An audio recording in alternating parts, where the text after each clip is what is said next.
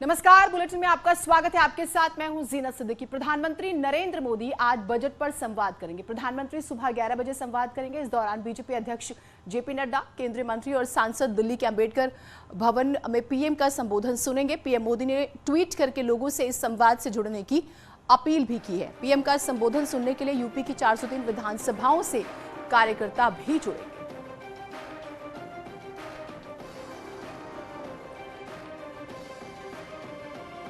तो आज 11 बजे बजट पर चर्चा जो है प्रधानमंत्री करेंगे। कल उन्होंने बकायदा खुद इस बारे में ट्वीट करके जानकारी दी और लोगों से भी कहा कि आप भी इसका हिस्सा बनिए, आप भी जुड़िए। और इसके लिए बीजेपी ने अलग अलग जगहों पर तमाम तैयारियां की रही हैं। अब ये बजट कितना खास है, कितना महत्वपूर्ण है, विजनरी कितना है, कितना दूरदर्शी है, हर पहलू पर प्रधानमंत्री अब अपनी बात जो है वो जरूर रखेंगे। और कल बजट पेश हुआ था, तस्वीर हम आपको वो भी दिखा रहे हैं। और बजट पर चर्चा होगी, उसकी तैयारियां हो चुकी हैं, वो भी आप जो है तस्वीर के जरिए समझ सकते हैं।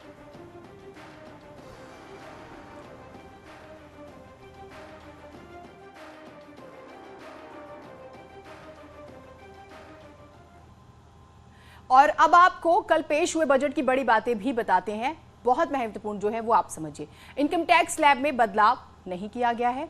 ये आप देखिए, इनकम टैक्स अब अमूमन जो टैक्स पेयर है वो एक्सपेक्ट करते हैं कि शायद इसमें कुछ राहत हो, लेकिन यहाँ पर राहत नहीं मिली, कोई बदलाव नहीं हुआ। उसके बाद किसानों के खातों में एमएसपी का हम जिक्र करेंगे, वो पैसा जाएगा खाते में। ये जो है एक नई बात सामने आती है। नेचुरल फार्मिंग को प्रमोट किया जाएगा। इवन आपने देखा कि मोटा अनाज साल होगा 2023 को लेकर जब बात हुई, तो नेचुरल फार्मिंग को प्रमोट किया जाएगा विशेष तौर पर, ताकि वेराइटीज, अलग अलग तरह की चीजें जो है किसान उगाना शुरू करें। विश्व स्तरीय डिजिटल यूनिवर्सिटी बनाई जाएगी। डिजिटली बहुत ज्यादा काम करने की कोशिश लगातार ये सरकार कर रही है, तो ये एक बहुत महत्वपूर्ण बिंदु रहा और ये बड़ी चीजें हम आपको बजट की बता रहे हैं। पीएम आवास के तहत 80 लाख मकान, ये एक सौगात हमें कहे कि उन लोगों को जिनके लिए बहुत मुश्किल है अपना आशियाना। अगले 3 सालों में 400 नई वंदे भारत ट्रेनें जो हैं वो चलाई जाएंगी। तो ट्रांसपोर्ट रेलवे के लिए ये एक सौगात बोली जा सकती है। 100 पीएम गति शक्ति कार्गो टर्मिनल भी बनाए जाएंगे। तो ये एक बजट की बड़ी बात हम आपको बता रहे हैं। आत्मनिर्भर भारत अभियान को बढ़ावा, तो ये जो कदम उठाए गए हैं कल बजट में, हो सकता है इन सब पर और विस्तार से प्रधानमंत्री चर्चा भी करें।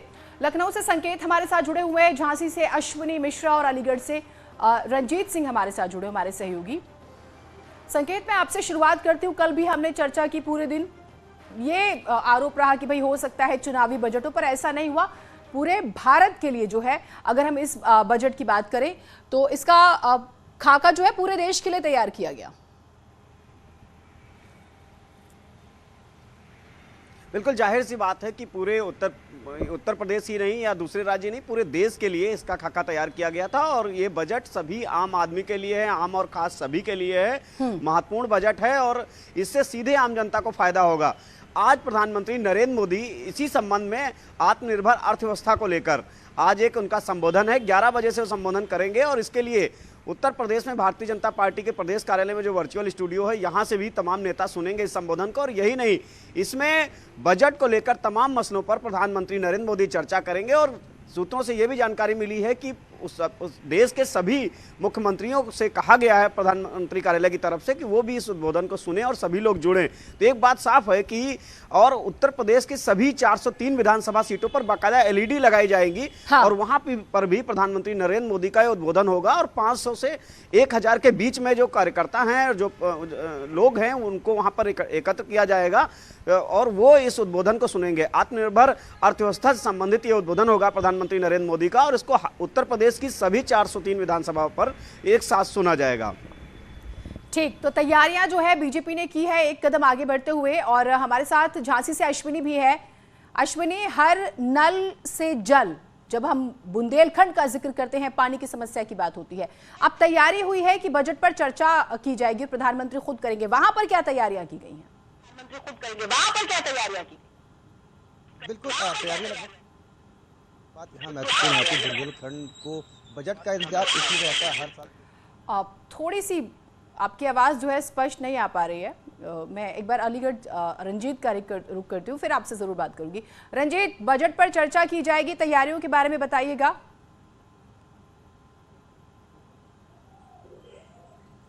देखिए, अलीगढ़ में आज प्रधानमंत्री जो आत्मनिर्भर भारत पर जो वर्चुअल रैली करेंगे वो 2 जगह करेंगे, एक ITI रोड पर और एक रामघाट कल्याण मार्ग पर। रामघाट कल्याण मार्ग वही है जिसका नाम रामघाट के साथ अब कल्याण मार्ग, कल्याण सिंह बाबूजी के नाम से भी इसको जोड़ दिया गया है। वहीं उसी के साथ आज अमित शाह भी अलीगढ़ में जनसभा को संबोधित करेंगे। 11 बजे प्रधानमंत्री आत्मनिर्भर भारत पर वर्चुअल रैली करेंगे। तकरीबन 1000 लोगों की दोनों ही जगह यहाँ पर व्यवस्था की गई है। जो यहाँ से भाजपा के कार्यकर्ता हैं वह सुबह से ही प्रचार प्रसार में जुट गए हैं। और बात की जाए यहाँ पे अमित शाह के दौरे की, तो अमित शाह के दौरे के लिए यहाँ पर पुलिस प्रशासन पहले से ही जुटा हुआ है। तकरीबन 11:30 से 11:45 बजे अमित शाह आ जाएंगे और 11 बजे PM यहाँ पर वर्चुअल रैली को संबोधित करेंगे। ठीक, तो तैयारियां लगभग पूरी की जा चुकी हैं। झांसी से अश्विनी जिस तरह से बात करते हैं, अश्विनी अपनी बात पूरी कीजिएगा, झांसी की तैयारियों के बारे में बताइएगा। और क्योंकि खास तौर से जिक्र हुआ था हर नल में जल, और फिर नल में जल होगा तो लोगों के घरों में होगा। अश्विनी, आपसे ही मेरा प्रश्न है, आप मेरी आवाज सुन पा रहे हैं?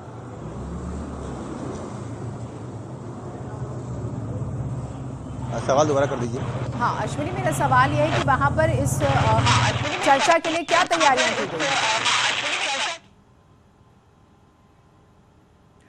थोड़ी तकनीकी खराबी है, बहुत शुक्रिया आप तीनों का जुड़ने के लिए। तो बेहद ही महत्वपूर्ण ये आज की तैयारी जो है, और हमेशा एक कदम आगे चलती है बीजेपी।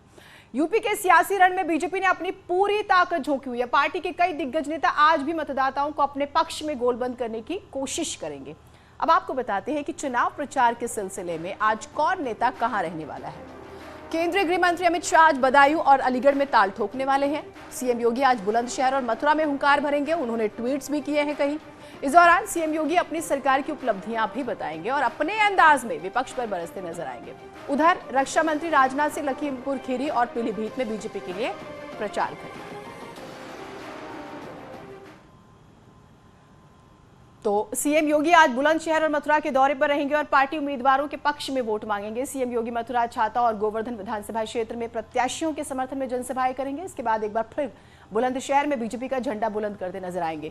पिछले 10 दिनों में सीएम का ये तीसरा बुलंदशहर का दौरा है। इससे पहले रविवार को भी सीएम ने बुलंदशहर में खुर्जा और शिकारपुर में प्रचार किया था और 24 जनवरी को भी सीएम ने प्रबुद्ध वर्ग सम्मेलन को संबोधित किया था।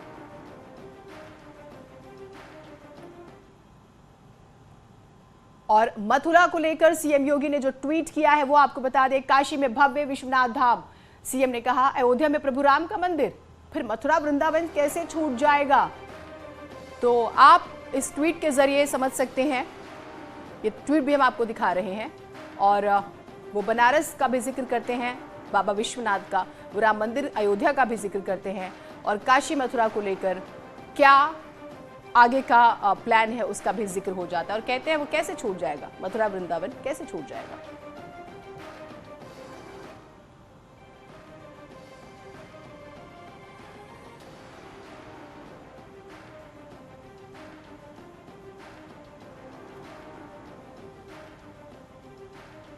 उधर केंद्रीय गृह मंत्री अमित शाह आज अलीगढ़ के अतरौली में जनसभा करेंगे। अमित शाह यहां MB इंटर कॉलेज में सभा को संबोधित करेंगे। अतरौली से कल्याण सिंह के पोते और एटा के बीजेपी सांसद राजवीर सिंह उर्फ राजू भैया के बेटे संदीप सिंह मैदान में हैं। संदीप सिंह प्रदेश में वित्त राज्य मंत्री भी हैं। इसके बाद अमित शाह बदायूं जाएंगे, जहां घर घर संपर्क अभियान में शामिल होंगे और बीजेपी प्रत्याशियों के लिए वोट मांगेंगे।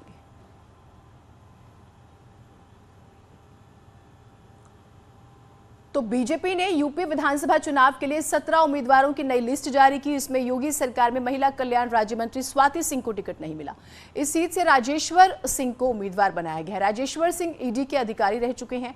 इसी सीट से स्वाति सिंह के पति दयाशंकर सिंह भी टिकट मांग रहे थे, लेकिन उन्हें भी टिकट नहीं मिला। कानून मंत्री ब्रजेश पाठक की भी सीट बदल दी गई है। उन्हें लखनऊ मध्य की जगह लखनऊ कैंट से उम्मीदवार घोषित किया गया है। प्रयागराज से बीजेपी सांसद रीता बहुगुणा जोशी भी इस सीट से अपने बेटे के लिए टिकट मांग रही थी। लखनऊ मध्य से रजनीश गुप्ता को टिकट मिला है। लखनऊ पश्चिम से अंजनी श्रीवास्तव, लखनऊ पूर्व से आशुतोष टंडन गोपाल, लखनऊ उत्तर से नीरज बोरा को चुनाव मैदान में उतारा गया है। तो बीजेपी जो है वहीं मोहनलालगंज से अमरेश कुमार को मौका दे रही है। बख्शी तालाब से योगेश शुक्ला को टिकट दिया गया है। मौजूदा विधायक अविनाश त्रिवेदी का टिकट काट दिया है। उधर महिलाबाद से जया देवी को टिकट दिया गया है। वैसे सूत्रों के हवाले से तो खबर यह भी है कि पार्टी दयाशंकर सिंह को बलिया से टिकट दे सकती है। दरअसल दयाशंकर सिंह लखनऊ की सरोजनी नगर से टिकट की दावेदारी पेश कर रहे थे। इसी सीट के लिए उनकी पत्नी स्वाति सिंह भी टिकट मांग रही थी, लेकिन पार्टी ने पति पत्नी दोनों को टिकट नहीं देकर पूर्व ईडी के अधिकारी राजेश्वर सिंह को यहां से चुनाव मैदान में उतार दिया। कुछ वक्त पहले ही राजेश्वर सिंह ने ईडी से वीआरएस लिया था और बीजेपी में शामिल हुए थे।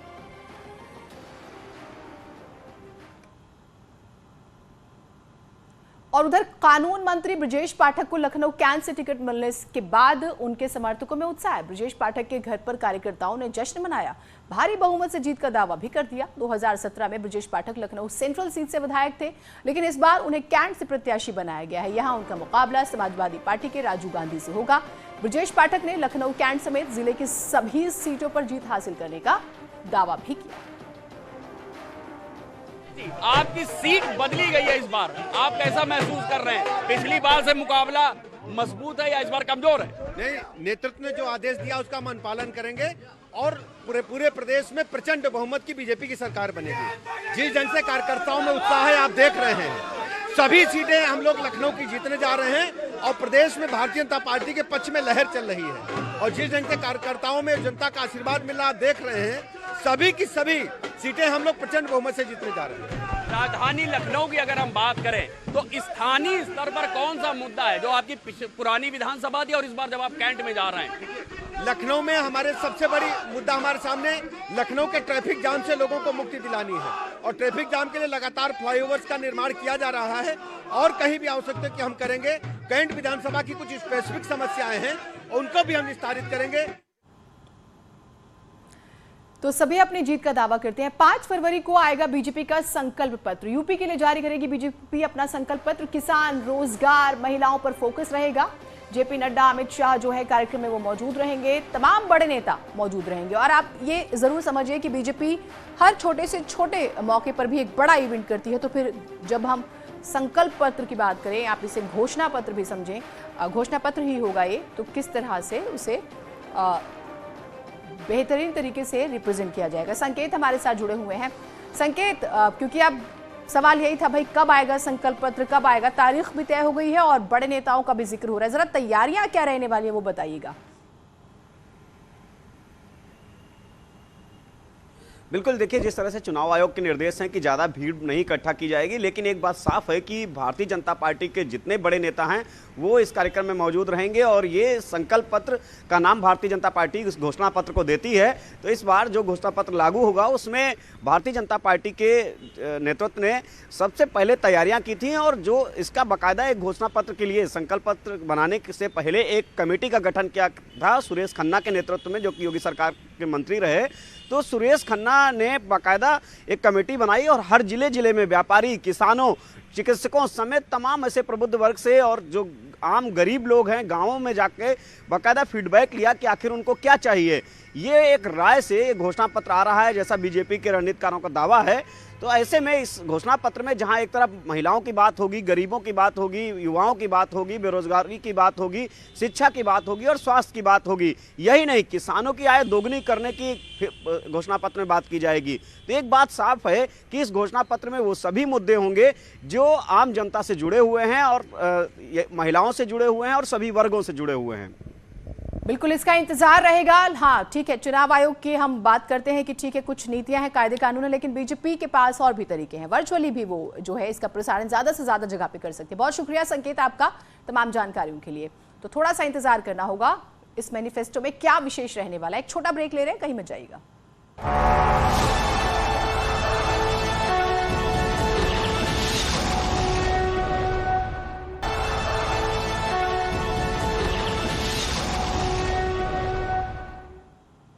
और खबर उत्तराखंड से आ रही है। कांग्रेस की राष्ट्रीय महासचिव प्रियंका गांधी आज देहरादून में होंगी, जहां एक तरफ वो उत्तराखंड कांग्रेस का 2022 के लिए घोषणा पत्र जनता के सामने रखेंगी, तो वहीं 70 विधानसभा क्षेत्रों में कार्यकर्ताओं और जनता को वर्चुअली संबोधित करेंगी। देहरादून में 1000 लोगों की कैपेसिटी वाले हॉल में वर्चुअल रैली और घोषणा पत्र लॉन्च करने की तैयारियां की जा चुकी है।